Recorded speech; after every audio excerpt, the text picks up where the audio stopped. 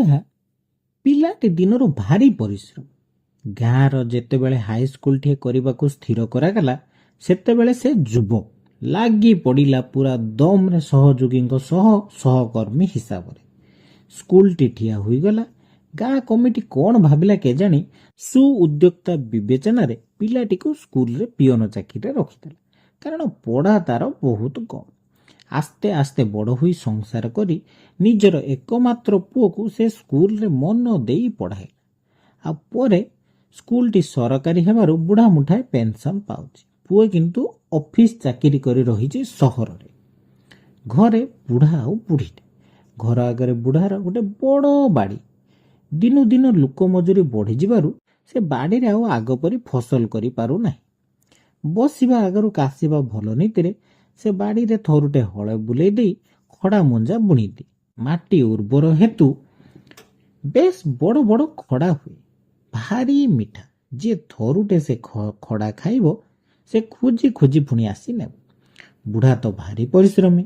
ମନେ ମନେ ଚିନ୍ତା କଲା, ପାଖ ସହରକୁ ନେଇ ବିକିଲେ କେମିତି ହୁଅନ୍ତା।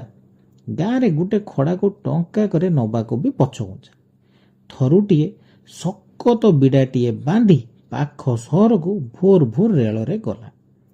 ଯେମିତି ସେ ସହରରେ ପହଞ୍ଚିଛି ଆଉ ପରିବା ହାଟର ଗୋଟେ କଡ଼ରେ ତାର ଖଡ଼ା ବିଡ଼ାକୁ ଗଦେଇ ଦେଇଛି। ଭିଡ଼ ତ ଦେଖ। ଯିଏ ଆସିଲା ଗୋଟେ ଦିଟା ଧୋଇଲା।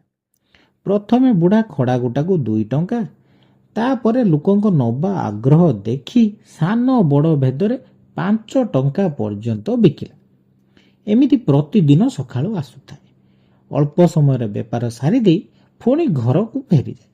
ବୁଢ଼ା ଗାଁ ଲୋକଙ୍କ ଉଠିବା ଆଗରୁ ଗାଡ଼ିରେ ପଳାଇ ଆସେ। ଭାବୁଥାଏ ଦେଖିଲେ କାଳେ କିଏ କ'ଣ ଭାବିବ।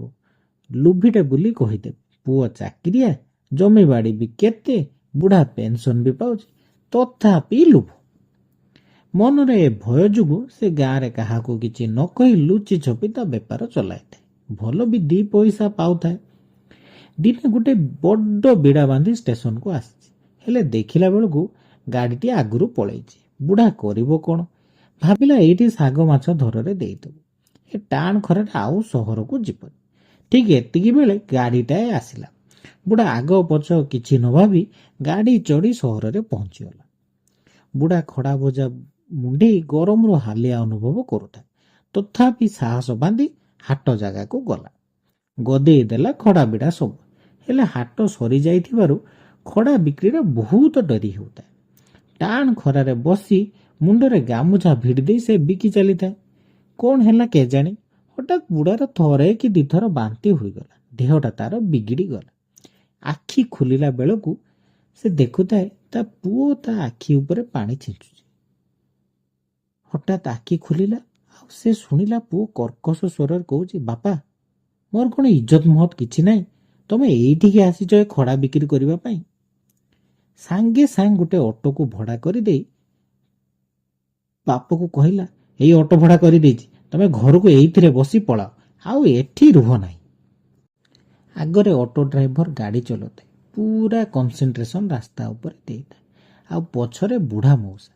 ଧୀରେ ଧୀରେ ସୁଲୁସୁଲିଆ ମିଠା ପବନ ବାଜିଲା ପରେ ବୁଢ଼ାକୁ ଟିକେ ଭଲ ଲାଗିଲା ପରେ ବୁଢ଼ା ଚିନ୍ତା କଲା, କାହାକୁ ଧନ୍ୟବାଦ ଦବ? ପୁଅକୁ ନା ଏ ଖଡ଼ାକୁ? ସେ କାହା ଉପରେ ବିଶ୍ୱାସ କରି ବଞ୍ଚିବ? ତାର ସେଇ ସରକାରୀ ବାବୁ ପୁଅକୁ ନା ଏଇ ଯେଉଁ କ୍ଷେତରେ ବଢ଼ିଥିବା ଲମ୍ବା ଲମ୍ବା ଏଇ ଖଡ଼ା ଶାଗକୁ?